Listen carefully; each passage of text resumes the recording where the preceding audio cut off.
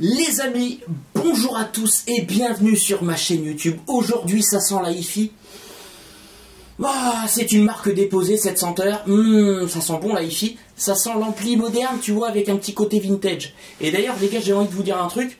Vraiment, cet ampli-là, ce qui m'a déjà plu aux premiers abords, c'est que il est sans fioriture. Pourquoi?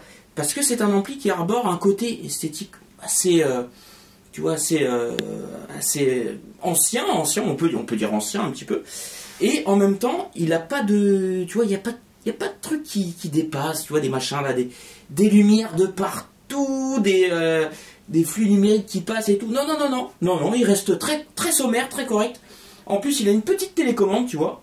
Donc, franchement, les gars, je vous dis, je suis très content de vous présenter ce petit ampli. Donc là, on est sur le Moonriver Audio 404 référence. Tu sais, c'est pas une erreur 404, non. C'est une bonification de l'amplificateur moderne. Et j'en crache de malheur. Oui, messieurs, oui. Pourquoi? Parce que là, je vais vous faire une vidéo où il n'y aura peut-être pas de coupure. Donc c'est pas évident, hein.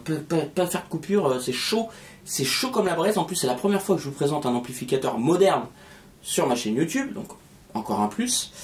Et puis en même temps, j'ai envie de vous dire, les gars, vous savez quoi? Cet ampli-là, juste avant de commencer la présentation, cet ampli-là, il est en promotion, il est soldé chez sonvideo.com à 3500 € au lieu de 5000. Donc, le lien sera dans la description. Et s'il vous intéresse, eh bien, allez-y, foncez, cliquez, achetez. Non, je rigole. Je ne veux pas faire le forceur. Jamais. Mais en tout cas, si je vous dis ça, c'est que cet ampli-là m'a plu. Il m'a plu. Alors, dans un premier temps, on va parler musicalité. Hein. Parce que qu'est-ce qui compte? C'est est-ce qu'il sonne bien cet ampli? Est-ce qu'il sonne bien? Alors, je vous ai fait déjà deux vidéos comparatives, donc avec des grosses enceintes, les JBL 240Ti qui sont assez durs à driver, avec ensuite les Ellipson Prestige 24F. Donc ça, pareil, j'ai réussi à faire un beau mariage. Il s'est bien marié avec elle. Et ensuite, on fera, donc là ce soir, parce que je dois rendre l'ampli demain, j'ai pas eu le temps de faire des vidéos, vraiment. Donc là, c'est très à la hâte, je vous le dis. C'est ça qui me saoule, c'est d'être tout le temps dans la pression, et toujours rapide. Donc là, j'ai les Mission 770 à vous faire écouter avec cet ampli-là. Et également, les Ellipson XLS15. Alors, j'espère que j'aurai le temps. Parce que voilà, le temps est compté. Et oui, le temps c'est de l'argent, mais le temps c'est aussi de la vie, tu vois. C'est aussi beaucoup de choses. Donc voilà, alors les amis, là on a un ampli qui fait 2 x 50 watts RMS sous 8 ohms et qui, ma foi, a une très bonne réserve de courant, je trouve, en vue de sa capacité au niveau des condos de puissance. On est à 107 000 UF. Alors que sur la version... Ça, c'est la version référence, les gars. C'est pas le 404 de base. Sur la version référence et sur la version de base, on a 50 000 UF de moins. Donc, vous voyez, dont je sais plus combien attribué à la préamplification. Mais, voilà. Donc, sous ces 50 watts, comme je vous l'ai déjà dit dans une autre vidéo, c'est 2 x 50 watts, mais on a 2 x 50 watts réels. Là, c'est pas du pipeau. Hein, donc c'est pas du Romeo Machado, non, ça roule pas des mécaniques. Là, il t'annonce la couleur directement. En plus, comme vous pouvez le voir, les amis, il est vraiment arboré très sympathiquement. Ses qualités visuelles déjà me plaisent énormément. Bon, là, tu as 2 joues en bois, donc des petites joues en bois. Alors, messieurs de chez Moonriver, c'est vrai que un petit effort aurait été vraiment des plus louables si vous auriez mis, vous voyez, ce petit plaquage là, enfin cette petite planche de bois véritable jusqu'au bout de l'ampli. Voilà, donc pour la prochaine version, pensez-y les gars, pensez-y, c'est intéressant. Hop. À savoir les amis que cet ampli apparemment a eu quand même... il y a eu 2 années, il y a eu 3 ans de recherche pour la première mouture, et ensuite il y a eu 2 années de recherche pour le référence, le 404 référence. Donc c'est-à-dire que les mecs, ils ont quand même bien réfléchi à ce qu'ils allaient faire. Donc c'est un appareil suédois, donc made in Suède, qui a été réalisé à la main là-bas. Donc déjà, bravo messieurs. Je pense pas que ce soit du pipeau quand on nous dit ça. Ensuite, c'est vrai que c'est un ampli qui est relativement... Moi, je mettrais ça sur du haut de gamme parce que de base, on est sur 5000 €. Même si là, il est soldé à 3500 €. Déjà, c'est quand même plus abordable. Enfin, je trouve que c'est plus abordable. Un ampli à 3500, voilà. Et en vue de ses capacités à pouvoir justement alimenter les enceintes, à pouvoir retranscrire des émotions, à bien tenir, tu vois, le grave des enceintes, à pouvoir donner une bonne scène sonore, voilà, je pense qu'on s'y retrouve déjà un peu plus. Voilà, ça c'est mon avis personnel pour le prix de l'objet. À savoir qu'en plus il y a des artefacts que tu peux rajouter derrière, je te montrerai après, prise USB et puis partie phono également. Donc cet ampli là, il a une bande passante qui est donnée pour 10 Hz à 50 kHz. Donc là on a quand même une réponse en fréquence qui est assez étendue.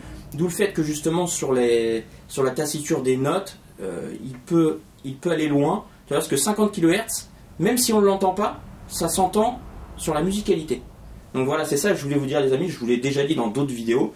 Mais c'est pas parce qu'on entend nous jusqu'à 20 Hz, et encore c'est du ressenti, 20 kHz. 20 kHz en fait c'est même les chauves-souris, même moi j'entends pas le 20 kHz, j'entends jusqu'à 17 kHz. Pourtant j'ai de très bonnes oreilles. Mais pour dire que en fait plus ça monte haut dans les kHz, plus il va y avoir de la musicalité et de la réalité en fait. C'est-à-dire que les notes ça va s'envoler, ça va être aéré, enfin voilà, ça va être beaucoup plus musical. Donc voilà, donc même si vous n'entendez pas tous ces 50 kHz, et ben sachez que c'est bon de les avoir. Voilà les amis. Et encore, sachez qu'il y a aussi des amplis qui ne vont pas forcément retranscrire les fameux les 100 kHz, 200 kHz annoncés. Des fois ça peut être un petit peu commercial. Mais pour celui-ci, les 50 kHz, je trouve que oui, ils sont bien retranscrits. Donc ça, ensuite, l'ampli fait 13 kg. 13 kg, voilà. Ça va, c'est bien. C'est bien. Oui, t'es habitué à ce que je porte du 25-30 kg. Mais bon. Ensuite, en plus de ça, au niveau rapport signal-bruit, on a 85 dB. Et puis ma foi, au niveau des caractéristiques, je crois que j'ai tout dit. De toute façon, il n'y a pas grand chose à dire. Je vais vous montrer le derrière après son fessier, que vous verrez. Donc là, on a le changement des sources. Voilà. Donc phono, platine vinyle, line 2, line 3, line 4. Alors, justement, il y a bon, ça pour moi, les gars, je vous dis, c'est vraiment un gadget qui ne sert à rien. Donc là, en fait, tu peux mettre les lumières en mode normal, off ou dimmed. Bon, bah écoute, moi je les laisse allumer les lumières parce que j'ai envie de les voir, mes loupiottes de l'ampli quand il est allumé. T'imagines, tu mets en off, tu vois rien. Et les gars, dites-moi pas que vous êtes en mode non, je suis dans le noir, je ne veux pas voir une petite lumière verte apparaître. Non, les gars, arrêtez vos conneries. Donc ça, pour moi, c'est un gadget qui est inutile et dont on aurait pu se passer. Bon, là, ici, tu as le bouton off.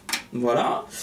Ensuite, là, tu as tape monitor. Tiens, je m'en suis même pas servi de ce... Je m'en suis pas servi de ce bouton. Ah, vraiment pas. Là, ici, tu as la petite loupiote, donc qui te dit quand l'ampli est en service. Là, ici, tu as la balance, contrôle de la balance. Donc ça, c'est intéressant. Merci les gars. Ça fait du bien de voir un petit peu le contrôle de la balance gauche et droite. Tu vois, pour pouvoir justement jauger, parce que des fois, même dans ta pièce, tu peux avoir un signal qui va être plus fort à droite, à gauche, selon le positionnement de tes enceintes, de plusieurs facteurs. Donc ça, c'est intéressant de l'avoir, la balance. Donc ça, il faut le garder. Mettez-le sur les amplis modernes, c'est bien, ça c'est une bonne chose. Ensuite, là, on a le mode donc stéréo ou mono. Et ben, franchement, les gars, merci aussi, parce que mono aussi, c'est bien de pouvoir écouter ces enceintes en mode mono. Ça, c'est aussi intéressant, c'est une bonne chose, plutôt qu'en stéréo. Voilà, il y a quand même un travail là qui me plaît bien. Alors, je suis content parce qu'il n'y a pas de loudness. Tu vois, on est vraiment en mode tranquille. Et le bouton de volume, alors le bouton de volume, à savoir que c'est un bouton de volume bleu ALPS. Donc ce potentiomètre, en fait, il est réglable, mais vraiment à la précision chirurgicale près. Hein.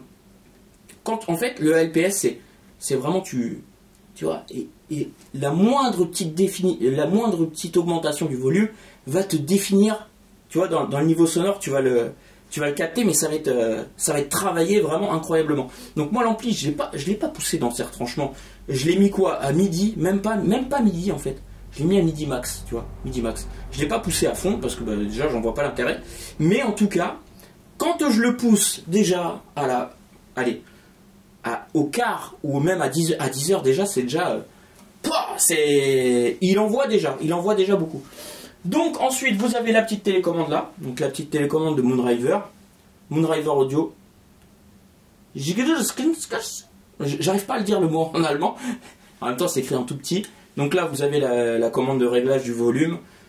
Changer. Je me suis servi que du volume moi les gars. Ça c'est peut-être pour changer les sources. Je sais pas. Là ici t'as le mute. Enfin voilà, tout le reste je m'en suis pas servi parce que moi déjà tu vois d'avoir une télécommande c'est hyper futuriste pour moi tu vois d'avoir ça donc pour ça bon allez bien voilà quali hein, ça a l'air quali hein, voilà tu vois quand le gars il aime pas un truc. Ensuite on va passer au fessier de ce monsieur, au fessier, fais voir ton derche, oh vilain, oh le vilain, allez donc le fessier. Alors les amis, donc qu'est-ce que nous avons là? Bon, on a la sortie, donc la Ground Phono. Donc, alors il me semble que c'est une option, et il y a une option phono pour la préamplification phono, et il y a aussi une option USB. Donc là vous voyez, donc là, je ne sais pas s'il y a un cache ou pas de base, mais il m'aurait semblé judicieux de mettre un petit cache, tu vois, un petit bitonio, que tu mettes là plutôt que d'avoir le trou béant. Pour l'USB. Bon, ça ce n'est que mon avis encore une fois. Donc là on a les borniers, les RCA plaqués or, line 1 phono, ensuite line 2, line 3, line 4 USB, tape in out, préamp. Donc on a deux sorties out. Donc alors quand on dit préamp les amis, c'est à dire que au cul de l'ampli vous pouvez mettre un ampli de puissance pour la voie droite et un ampli de puissance pour la voie gauche. Alors j'espère que je me plante pas, parce que moi j'ai jamais vu l'utilisation de deux préamplis, non.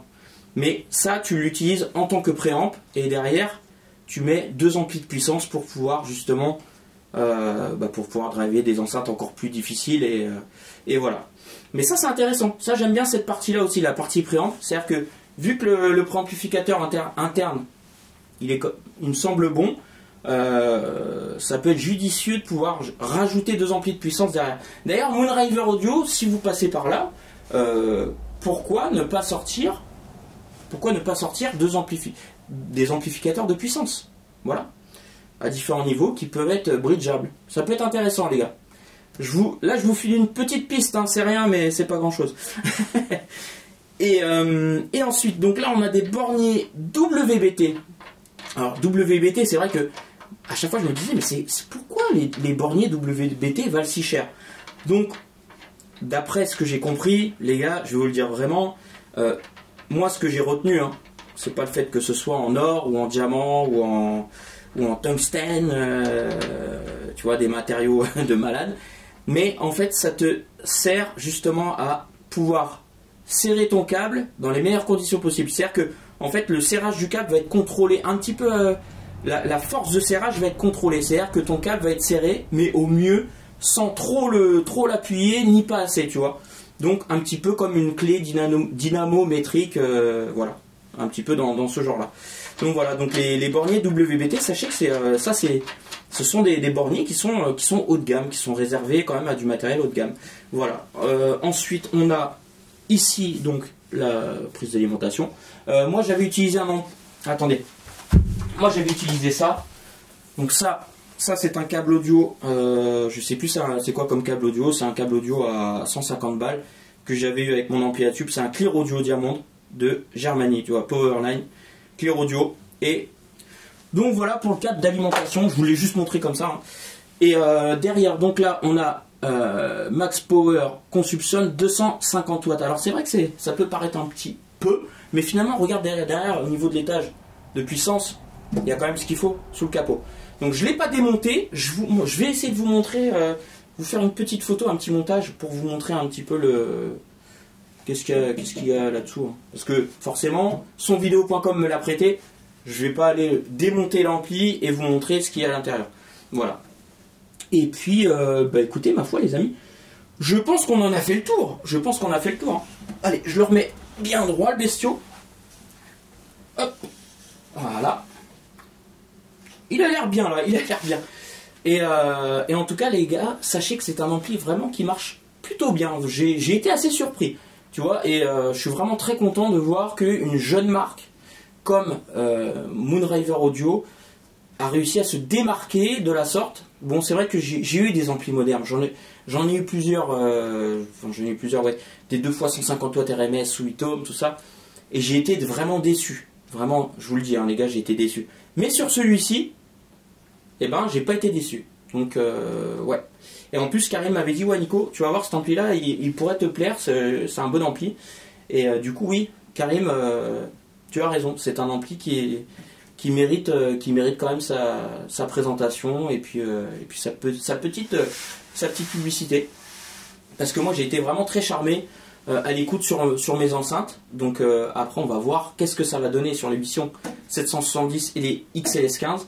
Et j'espère pouvoir vous faire cette petite vidéo, les gars, parce qu'à mon avis, ça va vous plaire. Parce que là, dans ma chambre, c'est le bordel. Bon, en tout cas, les amis, j'espère que cette petite vidéo-là vous a plu. Et puis, je vous dis à très vite pour de nouveaux tests.